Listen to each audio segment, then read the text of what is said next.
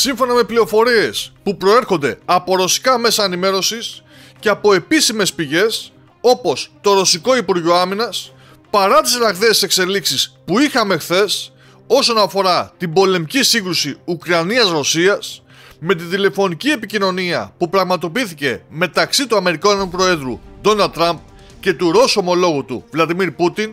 η ένταση των μαχών στα μέτωπα του Κούρσκ αυξήθηκε και αυτή τη στιγμή φλέγονται κυριολεκτικά κάποια από αυτά, καθώς έχουμε και νέα αντεπίθεση των Ουκρανών αλλά και μεγάλη επίθεση των Ρώσων. Ξεκινώντας λοιπόν από την επίσημη πηγή, το Ρωσικό Υπουργείο Άμυνας χθες ανακοίνωσε αρκετά μεγάλες ουκρανικές απώλειες, μια κανονική πανολεθρία που έφτασαν μέσα σε 24 ώρες τους 390 Ουκρανούς στρατιώτες, 2 άρματα μάχης συμπεριλαμβανομένου ενός τάγκ Leopard γερμανικής κατασκευής, 2 οχήματα μάχης πεζικού συμπεριλαμβανομένου ενός αμερικανικής κατασκευής Bradley, 3 τεθωρακισμένα οχήματα μεταφοράς προσωπικού,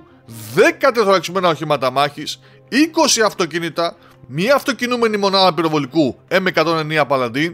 και ακόμα 5 μονάδες πυροβολικού, 4 όλμοι, ένα αντιεροπορικό σύστημα Strela 10, ένα σταθμός ηλεκτρονικού πολέμου, μια γερμανικής κατασκευής μονάδα γέφυρας Biber, ένα όχημα αναγνώρισης του μηχανικού, ένα τεθωρακισμένο όχημα επισκευής και ανάκτησης, καθώς και 2 σημεία ελέγχου UAV και μια αποθήκη πυρομαχικών. Ενώ και πριν από λίγη ώρα ανακοίνωσε άλλους 270 Ουκρανούς στρατιώτες και πάρα πολλές μονάδες στρατιωτικών οχημάτων και υλικού, το οποίο και επιβεβαιώνει ότι η Ρωσία εντείνει τις προσπάθειές της να πετάξει έξω από το Κούρσκ τους Ουκρανούς.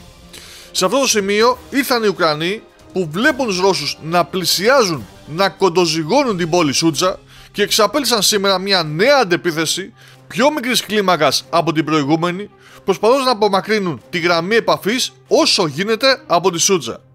Έτσι, ουκρανικές στρατιωτικές ομάδες επιχείρησαν και πάλι να φτάσουν στα περίχωρα του χωριού Τσεσκάσκαγια Κονόπελκα, με τους Ρώσους να τους αντιλαμβάνονται και να εξαπολύουν σφοδρά πυρά εναντίον τους με μονάδες πυροβολικού αλλά και με επιθετικά drones που τους κυνηγούν μέσα στις δασικές εκτάσεις.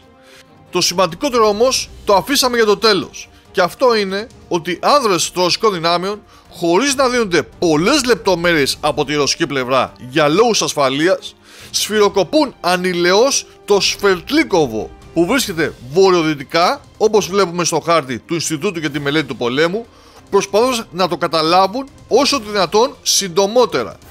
Όπως λοιπόν αναφέρουν πηγές, οι μάχες εκεί είναι σφοδρότατες και οι Ρώσοι πολεμούν και με μεγάλο πάθος αλλά και με πολύ υψηλό ηθικό που απέκτησαν μετά τη χθεσινή είδηση του τηλεφωνήματος Τραμπ σε Πούτιν. Και αυτό παρότι οι Ουκρανοί αναπτύσσουν σε διάφορες περιοχές όπως στην Κυριλόβκα μονάδες ειδικών δυνάμεων, ενώ συγκεντρώνουν όσες εφεδρείες μπορούν σε Σούμι και Τσερνίκιβ, τις οποίες όμως έπληξαν οι Ρώσοι, προκαλώντας και εκεί νέες απώλειες για τους Ουκρανούς. Το κλειδί πάντως φαίνεται να είναι το Σβερτλίκοβο, που αν απελευθερωθεί από τη Ρωσία ανοίγει το δρόμο για να προχωρήσουν και άλλο δυνάμεις από τα δυτικά και να εγκλωβίσουν, να αποκόψουν αρκετές ουκρανικές μονάδες στην ευρύτερη περιοχή. Και γι' αυτό άλλωστε, όπως προείπαμε, οι μάχες εκεί είναι σφοδρότατες, με τη ρωσική αρκούδα να δαγκώνει πραγματικά πολύ άσχημα.